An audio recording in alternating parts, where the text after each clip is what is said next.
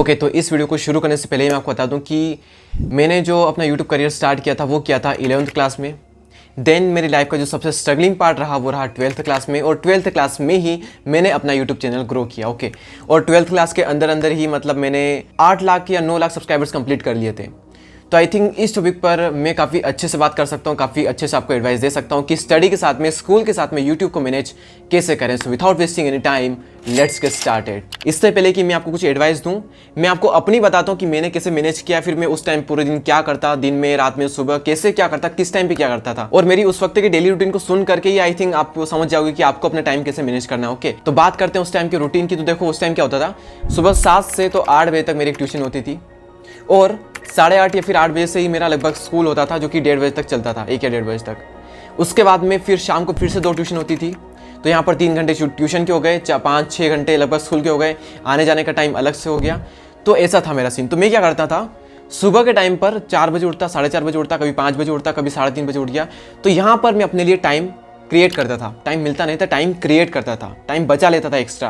तो सुबह मुझे 2 से 3 घंटे मिल जाते थे, और 2 से 3 घंटे का मैं इतना अच्छे से यूज़ करता। मतलब उस टाइम पे जो एनर्जी होती थी वो काफ़ी ज़्यादा होती थी, ऑब्वियसली सबकी ज़्यादा होती है सुबह सुबह। तो जो एनर्जी थी और जो टाइम था 2 से ढाई घंटे का, एक एक सेकेंड का मैं वहाँ पर यूज़ करता था। तो 2 से 3 घंटे दिन के मतलब मेरी सबसे प्रोडक्टिव घंटे होते थे, तो वहाँ पर मैं टाइम निकाल लेता था। उसके बाद में ट्यूशन जाना सुबह 7 बजे, स्कूल जाना, स्कूल से आने के बाद में मैं 1 से 2 घंटे सो जाता था ऑब्वियसली, क्योंकि देखो सुबह इतना जल्दी उठे, जल्दी उठ करके भी हमने मतलब पूरे फोकस के साथ में 2-3 घंटे काम किया है। फिर ट्यूशन गए, 1 घंटा वहाँ पर फोकस किया, फिर स्कूल गए, स्कूल में टाइम बिताया, वहाँ से आए तो काफ़ी ज़्यादा थक जाता था माइंड।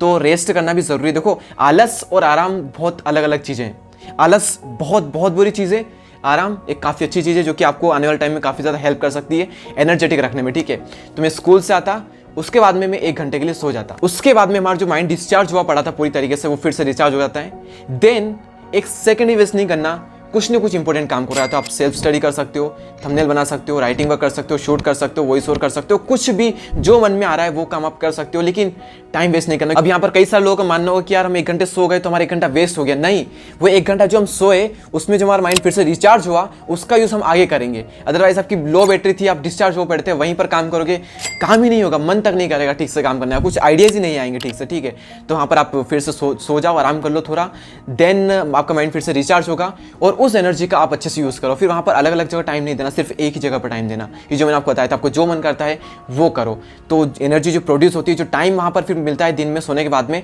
उसका अच्छे से यूज़ करो। मैं मतलब पूरे तरीके से यूज़ करता हूँ उस टाइम का।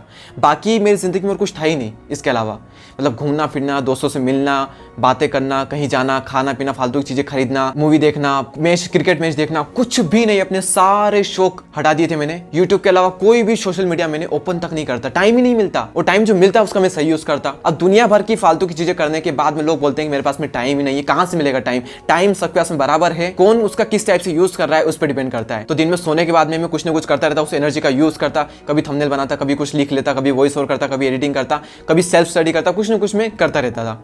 उसके बाद में इवनिंग में फिर हमारी ट्यूशन होती थी, 2 ट्यूशन होती थी ऑब्वियसली, और जाने आने का टाइम फिर से अलग, क्योंकि वो ट्यूशन भी 1 किलोमीटर दूर है, फिर 1 किलोमीटर आना जाना पैदल था सब कुछ, तो 2.5 से 3 घंटे फिर वहाँ पर निकल जाते। उसके बाद में रात में आप थोड़ा टाइम अपने लिए निकाल सकते हो। रात में खाना खाया, अब खाना इतना भी मत खा लो कि खाना खा लिया, लम सम खा लिया और ऐसे पड़ गए जिंदा लाश की तरह, मतलब जिंदा ही नहीं बचे, ऐसे हो गए बिल्कुल।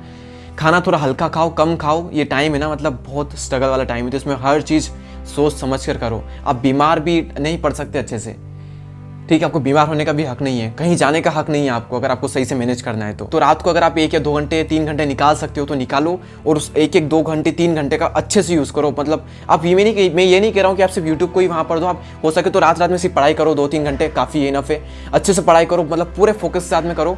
और बाकी दिन का जो टाइम है, मॉर्निंग का जो टाइम है, आप यूट्यूब को दे दो, आप ये कर सकते हो। या फिर आप मॉर्निंग में स्टडी कर सकते हो 2 से 3 घंटे, मतलब 2 से 3 घंटे फोकस के साथ में अगर आप स्टडी करते हो, पढ़ाई करते हो, तो आई थिंक इनफ है, बहुत अच्छे से होती है। लोग 4-4, 5-5 घंटे पढ़ने बैठते हैं, लेकिन कुछ करते नहीं है। कुछ लोग होते हैं जो कि 2 घंटे 1 घंटे ही पढ़ते हैं, लेकिन पूरे फोकस के साथ में पढ़ते हैं, वो बहुत अच्छा परफॉर्म करते हैं। तो मॉर्निंग में आप दे सकते हो स्टडी को टाइम को। आप मॉर्निंग में नहीं देना चाहते, आप D4 में दे सकते हो, सोने के बाद में, आराम करने के बाद में। तो आपको अपने अकॉर्डिंग देखना होगा कि आप मुझे मत फॉलो करो, किसी को फॉलो मत करो, आप अपने अकॉर्डिंग देखो कि इस टाइम पर मैं ये करने में ज़्यादा कंफर्टेबल हूँ, तो आप उस टाइम पर वही करो। और ऐसा होता है ना, मतलब मेरा ये था कि यार मैं यूट्यूब कर रहा हूँ तो स्टडी थोड़ी पीछे छूट रही है, तो इसका प्रेशर रहता माइंड पर, तो मैं पहले स्टडी कर लेता था। मतलब स्टडी कर ली, टेंशन हट गया पूरी तरीके से कि हाँ आज मतलब इतना पढ़ना था, पढ़ लिया, आज का खत्म, अब मैं पूरी तरीके से फ्री हूँ। तो फ्री माइंड के साथ में जो काम होता है ना भाई साहब, मज़ा आता है करने में। तो पहले स्टडी कर लेता था, उसके बाद में फिर अपना यूट्यूब का जो भी होता है, थंबनेल बनाना, जो स्क्रिप्ट राइटिंग होता है, वॉइस ओवर, एडिटिंग वगैरह, जो मन पड़ता वो करता, और खूब पूरे दिल के साथ में करता। तो ऐसे सीन होता था। और देखो ये टाइम है ना, मतलब ये मत समझो कि आप बहुत ईजिली हो जाएगा, ये सब कुछ बहुत टफ होगा। भगवान श्री राम 14 वर्ष के वनवास के लिए गए थे, तो आप ये मानो कि जब तक आपकी स्कूलिंग चल रही है, पढ़ाई के साथ साथ में जब तक आप यूट्यूब कर रहे हो, जब तक आपकी स्कूलिंग चल रही है, ये टाइम भी आपका वनवास ही है। इस टाइम में आप सारी चीजें भूल जाओ, अपने सारे शौक को हटा दो। ये बोल रहे हो ना कि मैं स्कूल को और यूट्यूब को मैनेज, दोनों को साथ में मैनेज कैसे करूं, इन दो के अलावा आप कुछ भी मत करो, ऑटोमेटिक सब कुछ मैनेज हो जाएगा। कुछ टाइम के लिए सह लो, सहना पड़ेगा। देखो ये जंग आसान नहीं होने वाली, क्योंकि आसान होता तो हर कोई कर लेता, और आसान किसी की भी नहीं होती, और आपकी तो और ज्यादा टफ होगी। बाकियों की तो फिर भी थोड़ी आसान हो सकती है, आपकी नहीं होगी। अब देखो ऐसे में अगर कोई इंसान बोल रहा है कि मेरे पास तो टाइम नहीं है, तो देखो टाइम सबको बराबर मिला है और आपके पास में टाइम है। आप झूठ बोल रहे हो अपने आप से, आप कितने भी बिजी हो लेकिन आपके पास में टाइम है। टाइम अगर आपको नहीं मिल रहा है तो क्रिएट करना सीखो, जैसे कि मैंने किया था। आप सुबह जल्दी उठ जाओ, बोलो कि नींद ही नहीं खुल रही है, तो देखो इस चीज़ के लिए आपकी नींद नहीं खुल रही है, यानी कि इस चीज़ में आपका एक्साइटमेंट नहीं है, उत्साह नहीं है अंदर से, एक्चुअल में डिजायर नहीं है आपका करने का। अगर होगा तो नींद खुल जाएगी। तो टाइम को क्रिएट करना सीखो। एक और चीज़ है कि हफ्ते में 7 दिन होते हैं, 7 दिन आपका स्कूल नहीं होता है। एक दिन का हमें हॉलीडे मिलता है संडे, तो उसमें आराम नहीं करना है, गप्पे नहीं मारना है, मूवी नहीं देखना है, वेब सीरीज नहीं देखना है, टाइम पास नहीं करना है। उस टाइम में हमें आधा दिन पढ़ाई को देना है, आधा दिन यूट्यूब को देना है। आप चाहो तो थोड़ा पढ़ाई को कम भी दे सकते हो, यूट्यूब को ज़्यादा दे सकते हो, या फिर आप पढ़ाई को ज़्यादा दे सकते हो, यूट्यूब को थोड़ा कम भी दे सकते हो। लेकिन as compare to other day आपका काफ़ी ज़्यादा टाइम बचेगा, क्योंकि आपका पूरे दिन स्कूल नहीं होगा। तो 4-5-6 घंटे वो जो रहेंगे उनका अच्छे से यूज़ करो। काफ़ी कुछ कर सकते हो आप 5-6 घंटे में, बहुत कुछ कर सकते हो। एक तो ये हो गया। उसके अलावा कई बार फेस्टिवल होते हैं, कई बार शादी होती है, कई फंक्शन होते हैं, पार्टीज वगैरह होती है, सब बंद। खुद को सफल बनाने में इतना व्यस्त हूं कि ना तो कोई त्योहार याद रहता है, ना ही कोई शादी। उस दिन से हर दिन त्योहार होगा जब मिलेगी मुझे कामयाबी। सारे त्योहारों को नकारा कर दो। हाँ सेलिब्रेट करो, थोड़ा बहुत कर लो, लेकिन फिर उससे दूर हो जाओ।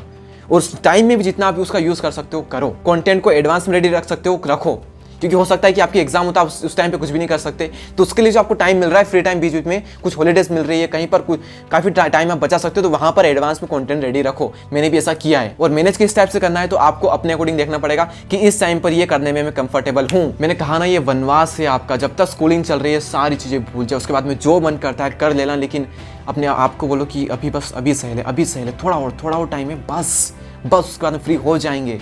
लेकिन अभी सहना पड़ेगा। ये टफ बैटल है, और टफ बैटल लड़ने से लाइफ में कॉन्फिडेंस आता है। जीतू भैया ने कहा था कोटा फैक्ट्री वेब सीरीज में, तो इस बात को भी अपने अंदर तक उतारना, क्योंकि अगर आप इस टाइम में लड़ लिए ना, तो लाइफ में आप ये सीखोगे कि लड़ते कैसे हैं। और एक चीज़ जो कि मैं फिर से आपको कहना चाहूँगा, जिसको बहुत लोग इग्नोर करते हैं, कि आराम को इग्नोर कर देते हैं, आलस करते हैं, लेकिन आराम को इग्नोर करते हैं। आराम हराम है, नहीं, आराम हराम नहीं है। रिलैक्सेशन से जो एनर्जी मतलब फिर से प्रोड्यूस होती है ना बॉडी में, माइंड में, उससे वो उसका बहुत इंपॉर्टेंट रोल है। उसको आप इग्नोर मत करो, ठीक है। आराम कर लो लेकिन आलस मत करो। आलस करने में आलस करो, लेकिन आलस मत करो। आलस भूल जाओ कि आलस क्या होता है। टाइम ही नहीं होना चाहिए आलस करने का आपके पास। अगर आप मेरी लाइफ से सीखोगे तो सबसे बड़ी लर्निंग उस टाइम की यही है कि स्टडी, स्कूल और यूट्यूब के अलावा भी कुछ होता है जिंदगी में। सब कुछ भूल चुका था मैं, सब कुछ। मुझे क्रिकेट बहुत पसंद था, मैं क्रिकेट छोड़ दिया। आप ये मानो इंडिया पाकिस्तान का मैच तक नहीं देखा मैंने उस टाइम पर। वर्ल्ड कप 2019 की बात है, और मुझे पता मैच खत्म हो गया तब मुझे पता चला कि अच्छा मैच भी था। उस टाइम में पूरी तरीके से भूल चुका था कि अच्छा वर्ल्ड कप चल रहा है, वर्ल्ड कप में इंडिया पाकिस्तान का मैच भी हो चुका है। कुछ भी पता नहीं था, सब कुछ भूल चुका था मैं। तो यही आपको करना है। और अगर आप मेरी स्टोरी के बारे में डिटेल में जानना चाहते हो कि मैंने कैसे स्टार्ट किया, मतलब कहाँ से माइंड में आया था, कैसे ग्रो किया, 0 से 3 मिलियन का जो सफर हो गया सर, क्या क्या प्रॉब्लम्स आई, कैसे मैंने इस सबको मैनेज किया, इस सब के बारे में अगर आप जानना चाहते हो तो हमारे मेन चैनल दीपक दया चैनल पर एक वीडियो आ चुकी है, 40 मिनट की वीडियो है वो। और आपको जो रिस्पॉन्स आया ना कमेंट सेक्शन में, मतलब बता नहीं सकता, इतनी कमाल की कमेंट्स वहाँ पर आई है। तो अगर आपने नहीं देखा है तो इस वीडियो को जरूर देखना। ऊपर आई कार्ड में लिंक मिल जाएगी, एंड स्क्रीन में भी यहाँ पर मैं एक वीडियो लगा दूंगा, ठीक है। मैं थोड़ा इधर हो जाता हूँ, यहाँ पर हम वीडियो लगा देंगे। सो इस वीडियो में इतना ही। इस वीडियो को जल्दी देखें। अगले वीडियो में फिर मिलते हैं, तब तक के लिए जय हिंद, जय भारत।